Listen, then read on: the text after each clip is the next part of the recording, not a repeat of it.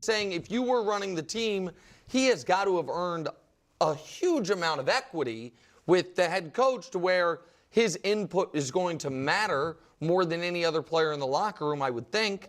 But I don't think it's been a situation where he hasn't had input. And I would imagine that every single game plan, quarterbacks always have a significant amount of input. And he seems like the type of guy to me that you would build trust with very quickly. You would understand that he has the best interest of the team in mind. And I would imagine that he'd also have the perspective of what works the best. And because he said it over and over again, the most important thing to him is winning. So I don't think it's going to be a question of, hey, I need to prove to the world that they have me wrong. And from a receiver's perspective, I completely get what you're saying. If you're a great receiver, you want to have the opportunity to show your greatness. But maybe AJ should give Tyreek a call and say, hey, how'd that work out for you down in Miami? You feeling good about missing those 2 Super Bowls? Right. You got paid a lot of money. You got a lot more receptions. But there is some magic in being a part of something that's bigger than yourself. No question. The only pushback I would have is in defense of this hypothetical version of Jalen Hurts that, again, I have no idea. I would understand if he was like, well, there's one itch I haven't scratched. You know what I mean? I've been this great dual threat. I've shown that we can, you know what I mean? I can game manage. I can win. There's one real question about Jalen Hurts, the football player, at this point, which is, what if they asked him to do what they asked Joe Burrow to do, or these, those, could he do it? We might all have questions if he can. I wouldn't blame him if he said, hey, I want to try that. Yeah. Like that would, and to me, he's earned that right with how he's conducted himself, how he's played this past season. And I think this year coming up, if they all knew, let's say they're going, you guys are going to win the Super Bowl. What's required is you to do the same thing that you did last year, this year. I think that most of them, without a shadow of a doubt, will automatically sign up for it. But if you tell them, okay, you're not going to win the Super Bowl. That's off the board. You're not winning the Super Bowl. We're going to do the same thing we did this past season. You got some guys. Saquon's pissed. You got some guys that are like, oh, wait a minute. Yeah. And it's not just a receiver thing. It's like, if it's not guaranteed that this is going to win us games, like at least let me show that I can be one of the reasons why we win. And as a receiver, you want that opportunity. I'm not saying you got to throw me the ball 10 times a game, but can we throw it at least to myself and my counterpart? Okay. Oh, man. This segment is just the segment that keeps on giving. A.J. Brown had 1,079 yards. I'm old enough to remember when getting 1,000 yards as a wide receiver was a big deal, was an accomplishment. And he was 17th. He didn't even play the whole season. He missed 4 games. And yet he was still 17th in yards. Well, that seems to matter. Does it not? I mean, like, I don't understand. Devontae had 833. Also missed 4 games. Not hard to imagine if he just played a couple more games, he would also break 1,000. He was tied for 13th with 8 touchdowns. And as we could see, A.J. Brown had 7 touchdowns, tied for 21st. But again, they would have both been top 10. They both would have been top 10 if they just actually played the whole season. So what are we saying here? I really don't understand. 9 touchdowns, which both of those wide receivers then would have gotten into the top 10. That's all they needed. That's all they needed. Was 1 touchdown or a couple touchdowns in 4 games. Not hard to imagine. Not hard to imagine. So they would have been top 10 in touchdown. Okay, if yards are your thing, here we have it. Do you realize only 3 of the top 10 wide receivers in yards actually made the playoffs?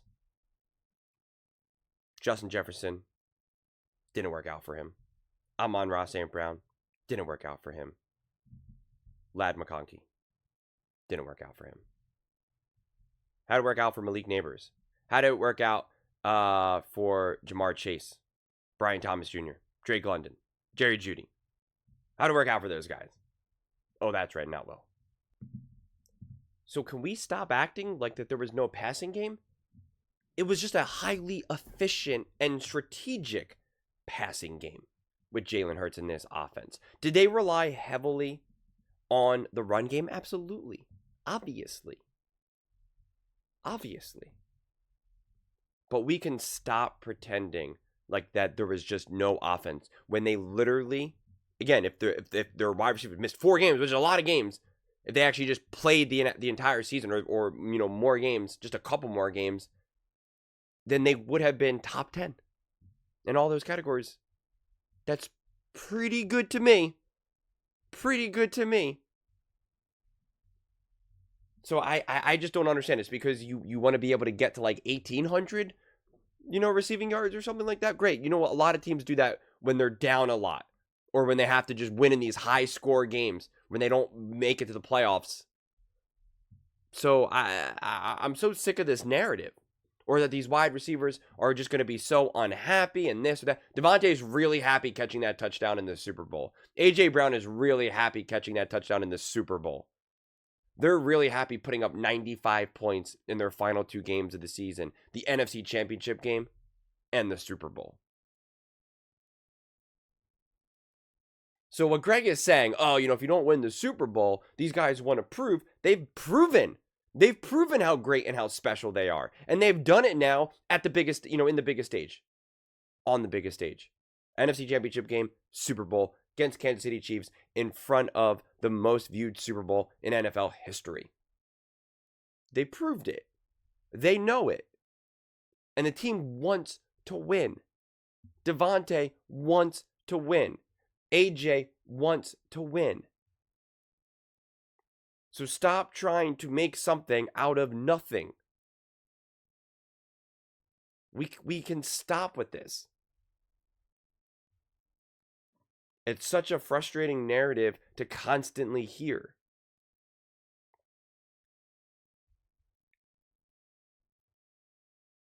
This Philadelphia Eagles offense was actually way more balanced than people can really appreciate, quite frankly.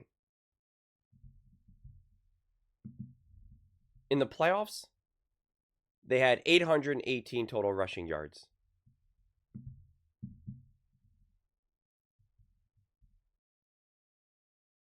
Total passing yards, 726. That's nearly 50-50. And look, here we see total yards, 3,048 rushing, 3,517 passing. And even if we look at targets, 418 compared to 621. It's like, whoa, that sounds like a big gap. But you have a other running quarterback who had now 150 carries, which majority of teams don't have that luxury. So you're obviously going to lean into that as well. Having 150 carries is a lot for Jalen Hurts. Those things matter. So, remove 100 of them, it drops down to 521 carries. So when you're part of a team, you're part of a team, okay? Everyone needs to eat. Everyone needs their attempts. Everyone needs, to get a little bit of this. And this team has done that. And they've won the Super Bowl. It appears to have worked very well. And we got to put this narrative to bed, man. I tried to make this clip again where I wanted to talk about, will Jalen Hurts take a step forward or back?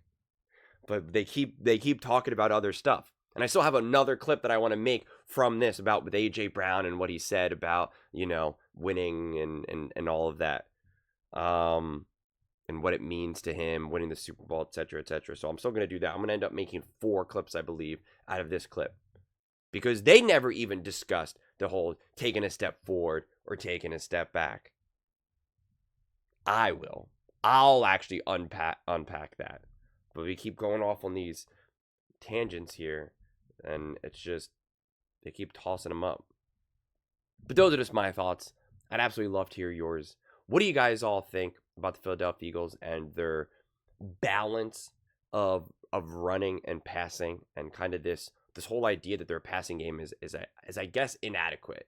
Let me know in the comments below. I read every single comment, so whether you agree with me or disagree with me, either way, let's get in some discussions. Let's get in some fights. But ultimately, let's just have some fun. And please do consider subscribing. We are building an amazing community here, and I absolutely love to see you part of it. I'm going to build something that we all genuinely feel connected to, something that we're really excited to be part of. I think we're well on our way to doing it. Please don't forget to give this video a thumbs up, as it really does help the visibility and the algorithm. Thank you so much. See you next time.